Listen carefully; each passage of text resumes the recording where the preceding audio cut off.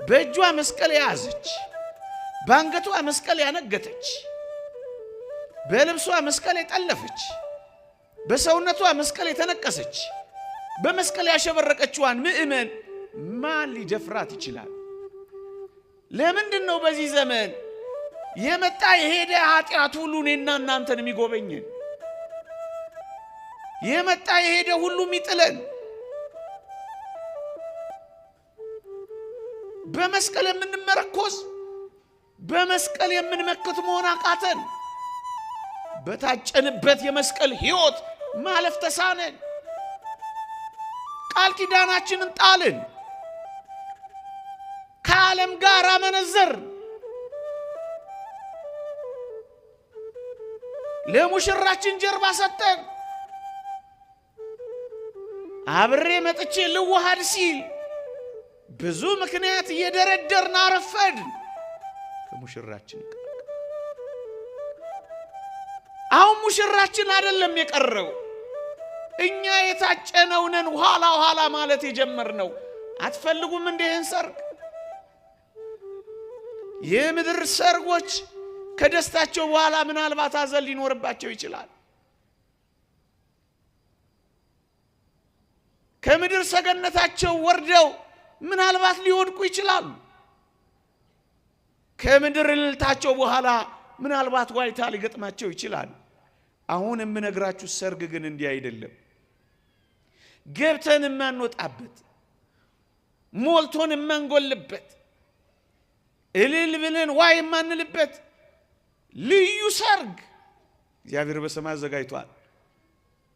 ይሄንን አጽንተን መጠበቅ ከኛ ይጠበቃል። ምእመናን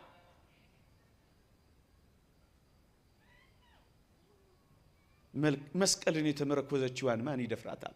አባ ጊዮርጊስ ዘጋስጫ እንደተናገረው እኮ ነው። የመስቀል ማማተብ ሰይጣንን ይመረዋል እንዳለው እኮ ነው ወገኖቼ። ቺ ሙሽሪት ያረፈደችበት ትሆን?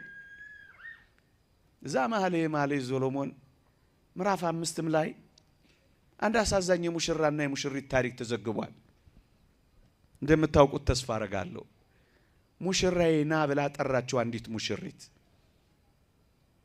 ሙሽራዋም ድምጿን ሰማና መጣ። መኃልየ ሰሎሞን ምዕራፍ 5 ከዛ ምን ሆነ መሰላችሁ?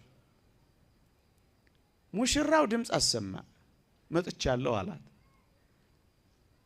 ደጇን አንኳኳላት። እሷ ምን አለች? የውዴ ቃል ነው፣ ልቤ ነቅቷል፣ እኔ ተኝቻለሁ፣ እርሱም ደጅ ይመታል አለች። ልቧ ነቃ፣ እሷ ግን ተኛች። ሙሽራዋን ድምጽ እየሰማች ማለት ነው። የተወደዳችሁ ክርስቲያኖች እውነትን እንነጋገር ከተባለ የሙሽራዋን ድምጽ እየሰማች የምትተኛ ነፍስ ምን አይነት ነፍስ ነች? ወገኖቼ ኑ እዩት እየተባለ ብዙዎቻችን ማየት አልፈለግንም። ዛሬ ሰርግ ቤታችን የት እንደሆነ ታውቃላችሁ? የሁል ጊዜ እኮ ቅዳሴያችን ነው።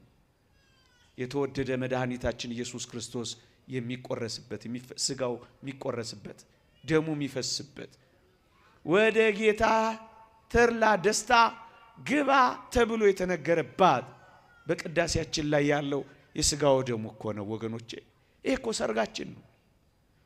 ብዙዎቻችን ይሄንን ሰርግ ትተን እየሄድን እንደሆነ ታውቃላችሁ። ማስቀደሳችን አልቀርም፣ እናስቀድሳለን። ብዙዎቻችን ግን መዋሃድ አቅቶናል፣ መጨከን አቅቶናል። ልባችን እኮ ነቅቷል።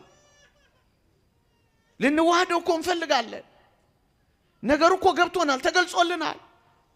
ግን ደግሞ ለሽ ብለን ተኝተናል። እንደዚህች ሙሽሪት አታሳዝን? ትፈልገዋለች እኮ፣ ድምጹን ትሰማዋለች እኮ፣ ጨክና ግን መዋሃድ ግን አልቻለችም። አታሳዝንም እቺ ሙሽሪት? ምናልባት በዚህ ዘመን ያለን ምእመና እንደዚህች አይነት ሙሽሪት ሆነን ይሆን አላውቅም። ልቧ ነቅቷል፣ እሷ ተኝታለች። ሊተዋት አልወደደም። ከዛ ድምጹን ነገራት። ምን ነገራት መሰላችሁ? አንብቡት ቤት ስትገቡ እንዴት ይመስጣል። የሌሊት ነጠብጣብ ቆንዳላዬን አርሶታል፣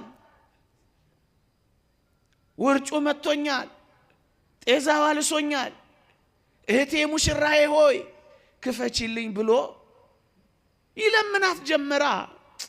ወገኖቼ ስንት ጊዜ ነው ጉባኤ እየተደረገ እግዚአብሔር ይለመነን? ስንት ጊዜ ቅዳሴ እየተቀደሰን የተለመነው? ስንት ጊዜ እግዚአብሔር ይለመነን? ስንት ጊዜ እግዚአብሔር ወደኛ ይምጣ? ስንት ጊዜ ሙሽራችን ወደኛ እየቀረበ በር የሚከፍት የሚጨክን ጠፋ? ወገኖቼ እንወደዋለን እኮ ይሄው ተሰብስበናል። እንወደዋለን እኮ ይሄው ፀሐይ ይመታናል። እንወደዋለን እኮ ይሄው በማይመች ቦታ ተቀምጠናል። እንወደዋለን እኮ ይሄው ውርጭ ይመታናል፣ ንፋስ ይለበልበናል።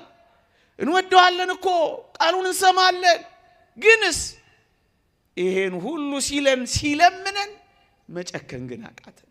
እሺ መቼ ነው ወደዚህ የተላ ደስታ ሰርግ የምንገባው? የላይኛው ሰርግ ቤት የሚጀምረው በዚህኛው ሰርግ ቤት ነው። ምእመናን